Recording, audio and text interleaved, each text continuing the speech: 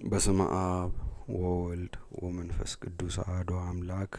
ታኅሳስ 22 በዚህች ቀን የከበረ መልአክ የመላእክት አለቃ የገብርኤል የበዓሉ መታሰቢያና ዳና በሚባል አገርም ቤተ ክርስቲያኑ የተሰራችበት ተአምራት የሚያሳየበትና በዚህች ቀን ቤተ ክርስቲያኒቱ የከበረችበት ነው። የዚያች ሀገር ኤጲስቆጶስ አርኬላዎስም ምስክር የሆነበት ነው። ይህም መልአክ ስለ ወልደ እግዚአብሔር ሰው መሆን ምስጢር የታመነ ሆኖ ወደ እመቤታችን ቅድስት ድንግል ማርያም የተላከ የደስታ መገኛ ደስ ይበልሽ፣ ጸጋን የተመላሽ ሆይ እግዚአብሔር ከአንቺ ጋራ ነው፣ አንቺም ከሴቶች ተለይተሽ የተባረክሽ ነሽ አላት። ስለ መጥምቁ ዮሐንስ መወለድም ካህኑን ዘካርያስን ያበሰረው እርሱ ነው። ይህ መልአክ እጅግ የከበረ የተመረጠ ገናና የሆነ ነው። ስለ እኛ ወደ እግዚአብሔር ይማልድ ዘንድ ልባችንን አንጽተን ወደዚህ የከበረ መልአክ እየለመንን መታሰቢያውን ልናደርግ ይገባናል። ለእግዚአብሔር ምስጋና ይሁን። እኛንም በዚህ በከበረ መልአክ አማላጅነት ይማረን፣ በረከቱ ረድኤቱም ከእኛ ጋር ትኑር ለዘላለሙም አሜን። በዚችም ዕለት ዳግመኛ እመቤታችንን ቅድስት ድንግል ማርያምን የከበረ ገብርኤል በአበሰራት መሰረት ደቅሲዮስ በዓልን አደረገ። በዓልን የማክበሩ ምክንያትም እንዲህ ሆነ። ይህ ኤጲስቆጶስ ደቅሲዮስ ከፍቅሩ ጽናት የተነሳ አስቦ በመትጋት የታምራቷን መጽሐፍ ሰብስቦ አዘጋጀላት። የምእመናን ክብር የሆነች አምላክን የወለደች በድንጋሌ ሥጋ በድንጋሌ ነፍስ የጸናች ክብርት እመቤታችን ማርያምም ተገለጸችለትና መጽሐፉን በእጇ አንስታ ይዛ ወዳጄ ደቅሲዮስ ሆይ ይህን መጽሐፍ ስለ ጻፍክልኝ በአንተ ደስ አለኝ አመሰገንኩህም አለችው። ከዚህም በኋላ ከእርሱ ተሰወረች። ደቅሲዮስም ይህን ነገር በራእይ ባየ ጊዜ ክብርት ድንግል እመቤታችን ማርያምን ከመውደዱ የተነሳ ፈጽሞ ደስ አለው። እርሷንም ስለወደደ ፍቅሯ እንደ እሳት አቃጠለው። የእሷን ክብር አብዝቶ ይጨምር ዘንድ ምን እንደሚያደርግ የሚሰራውን ያስብ ጀምር። ከዚህም በኋላ በዚያን ጊዜ ጾም ስለነበረ ሰዎች አስቀድሞ ሊያከብሩት ያልተቻላቸውን የመላእክት አለቃ የከበረ ገብርኤልን ባበሰራት ቀን በዓሏን አከበረ። እርሱም የከበረ የሚሆን የልደትን በዓል በማክበር አስቀድሞ በ8 ቀን አደረገ። ይኸውም ታኅሳስ በባተ በ22 ቀን ነው። በጵጵስናውም ዘመን ተሰርታ እስከዚች ቀን ጸንታ ትኖራለች። ሰዎችም በዓሉን ባከበሩት ጊዜ ፈጽሞ ደስ አላቸው።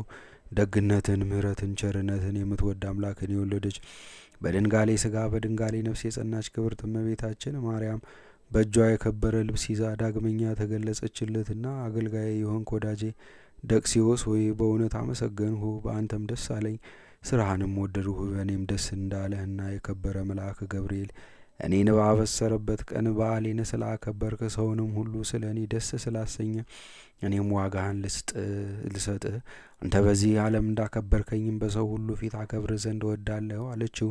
እሷን ትለብስ ዘንድ ይህችን ልብስ እነሆ አመጣሁልህ፣ በላዩም ትቀመጥ ዘንድ ይህን ወንበር አመጣሁልህ።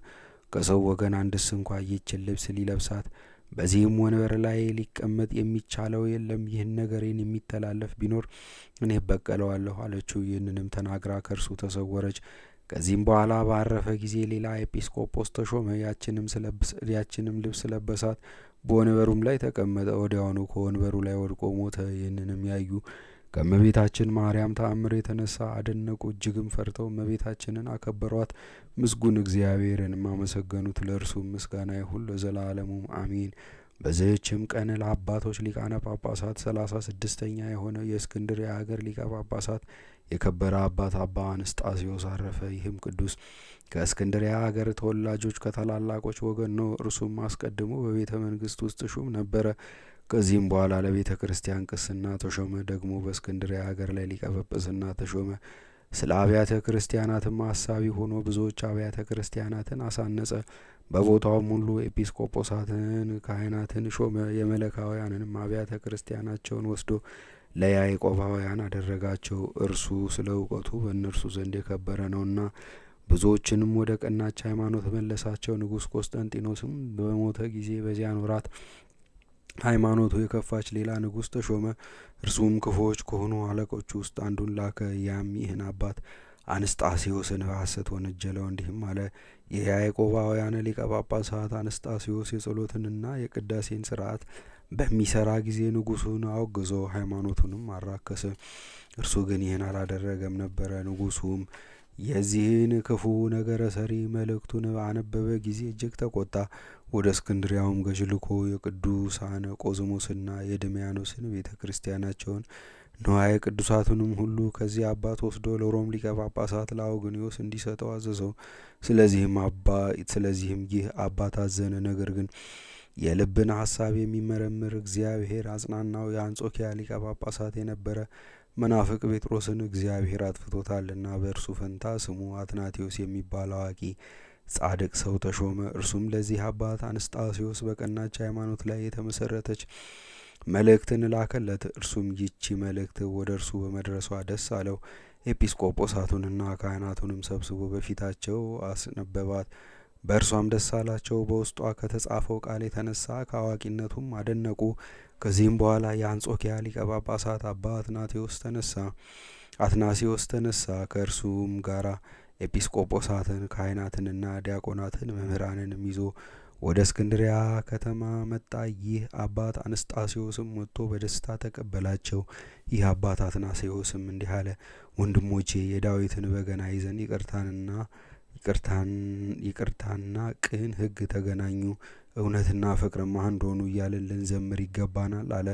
አትናሴዎስና አንስጣሴዎስ ተገናኝተው በመንፈሳዊ ሰላምታ እርስ በርሳቸው አንድ ሆነዋልና እውነት በምድረ ግብጽ ተገለጠች፣ የቀናች ሃይማኖትም ከአንጾኪያ ተገኘች። ግብጽና ሶሪያም አንዲት ሃይማኖት ሆነዋልና እስክንድሪያና አንጾኪያም አንዲት ቤተ ክርስቲያን ሆነዋልና ለአንድ ንጹሕ ድንግል ሙሽራ አንዲት ድንግል ሙሽሪት ሆነዋልና እርሱም ኢየሱስ ክርስቶስ የሕያው አብ አካላዊ ቃል ነው።